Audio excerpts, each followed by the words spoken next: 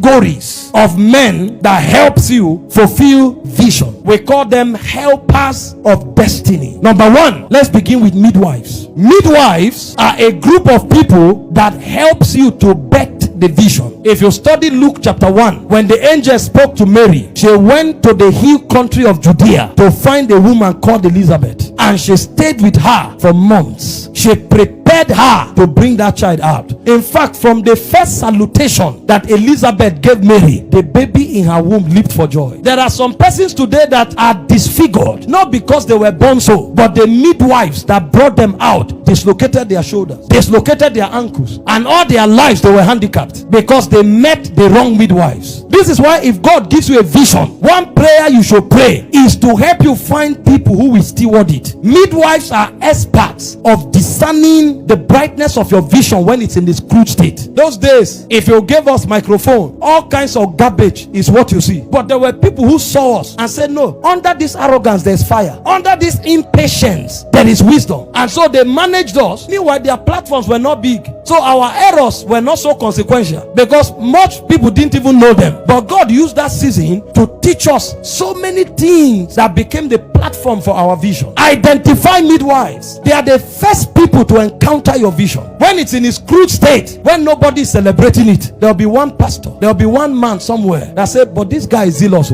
This zeal can be something. And it begins to manage you, train you until you become aware of your vision. They are called midwives. Then when you migrate from midwives, you now find burden bearers. These ones are the ones who help you carry the weight of your vision. They may render service, they may pray, they may render loyalty. That's all they have to offer. They don't know so much, but anytime you need them, they are available. They are burden bearers. They are the ones that do the dirty work of the vision. And dirty is not corrupt, it's the things that are not celebrated. Do you know that as we are here, there's somebody washing the toilet so that when you go to ease yourself, you are not irritated? Not everybody will be there. There are people who fight to be here. There are others who say, well, I may not be able to do much, but when people want to ease themselves, they'll do it well. They are called burden bearers. You will never see them. And if I would categorize them quickly, number one, burden bearers are those who carry the weight of responsibility that does not attract glory. You know, at the end of that battle, people spoke about Moses and they spoke about Joshua. Joshua was fighting like a military general. Moses was doing the mysteries on the mountain. But there were people who held his hand so that those hands don't go down. They are called burden bearers. They are also gifted men who bring expertise. What we are doing here is being streamed online. That's why people who will hear the message will be in their thousands. It's expertise. I don't know how to go live. They are burden bearers. They either carry weights that are not celebrated, or they bring expertise that are rare, but the vision depends on it, or they provide finances. The finances that run the ministry. Financial responsibility is a burden. So this is where you find the gifted men, this is where you find the intercessors, and this is where you find the financiers. How many partners have you seen here waving, I gave 10 million? They just sit behind. But the reason the apostolic invasion held was because they gave. They are burden bearers. So they could be intercessors, they could be experts, they could be financiers. Nobody celebrates them, but they carry a lot of burden to make the thing work. Number three, they are those we call divine connectors. They are the ones that move you from one level of your vision to another. Again, these people may not have credibility as much to stand shoulder to shoulder with you on your platform, but they know somebody. They may not give you money, but they know somebody. If they were to recommend you, your life will change. Think of the servant girl in 2 Kings 5 verse 2 to 3 that recommended Elisha to the king of Syria, the general of Syria. She was a servant, but she was the one that brought healing to that general. Because if she didn't tell the general that there's a prophet called Elisha, he would never have been healed. Do you think that general will be going for a conference and carry that girl? No. This is why you must be careful the people around you. Sometimes the people you perceive as important may not be as important. That house girl in your house that you give your children a soap you bought from England, meanwhile they are bathing with bar soap, they may be the people carrying your tomorrow on their lips. May God help you for them to say, I won't help.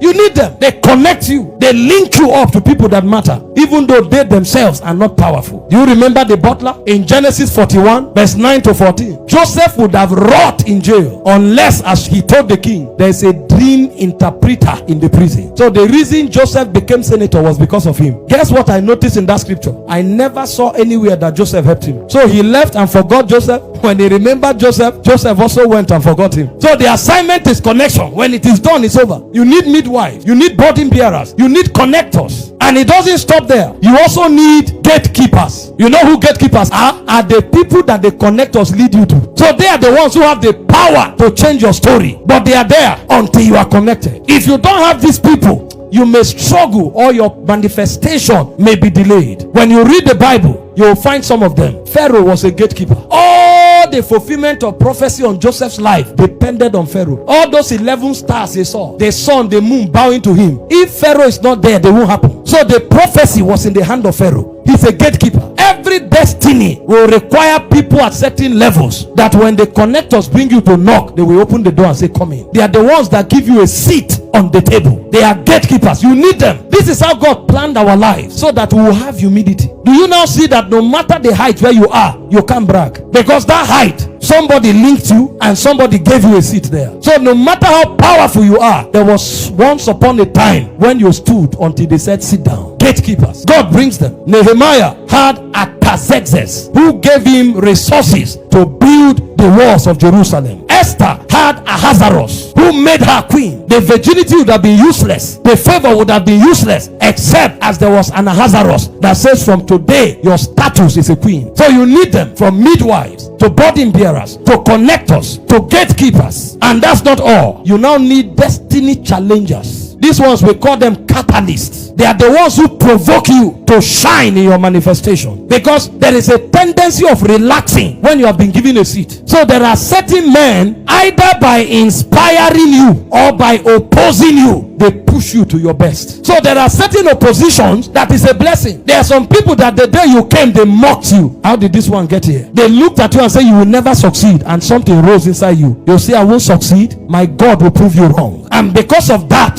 you became deliberate about your destiny. And there are certain other people who are not opposing you, but when you came into the room, you thought you were a star. Then you now heard their story. You came, you have won 5,000 souls in 1 year. The last crusade you went, 2 blind eyes opened. They now brought you among the healing evangelists. So the first meeting they called, the person taking announcement, they now said, well, he won 6 million souls in the last 1 year. So you now begin to check 6 million and 5,000. You discover you are a dot in the ocean. And they now said the last crusade he went, when he entered the stadium, 7 cripples stood up before he started preaching. You and your 2 blind eyes, you will put it in the pocket and say, Lord, show me your power. Where is the secret of the miraculous? So they inspire you for more. This is why you need mentors. Anybody who has arrived will vanish like a shooting star. What keeps that fuel brighter and brighter, burning higher and higher, are destiny challengers or destiny catalysts. And then finally, you have those we call prophetic covering. When you rise, you will know that you need men. David had Samuel. When Saul wanted to kill him, there was a time when he ran to Naioth in Ramah. When Saul pursued him there, the Bible said they tore his garment and prophesied naked from night till morning. They are covering. Paul said, when I leave you, he said, grievous wolves will come to make disciples after themselves. This is why Hebrews 13:17 says, obey them that have rule over you. He said, for they watch over your soul. He said, when they give account for you, let them do it with joy, for it is profitable unto you. There are men who gives account for men. You will be greatly mistaken to say we are all equal. In salvation we are equal, but in kingdom we are separated to cadres. Do you know why many never fulfill purpose? Either through foolishness or through arrogance. If you allow any of them, it will rob you of destiny. I'm not saying pursue everybody and surrender your life to them. No, only Jesus will be Lord. But you know what? Jesus sent Paul to Ananias. He said, go into the city, you shall be told what to do. In your prayer, trust God to lead you to somebody who will mentor you, who will teach you, who will guide you. Some of them will remain permanent in your life. They are pillars. Others will be transient. They will be relevant for certain seasons. You need both of them. When the season is over, you will know you will move.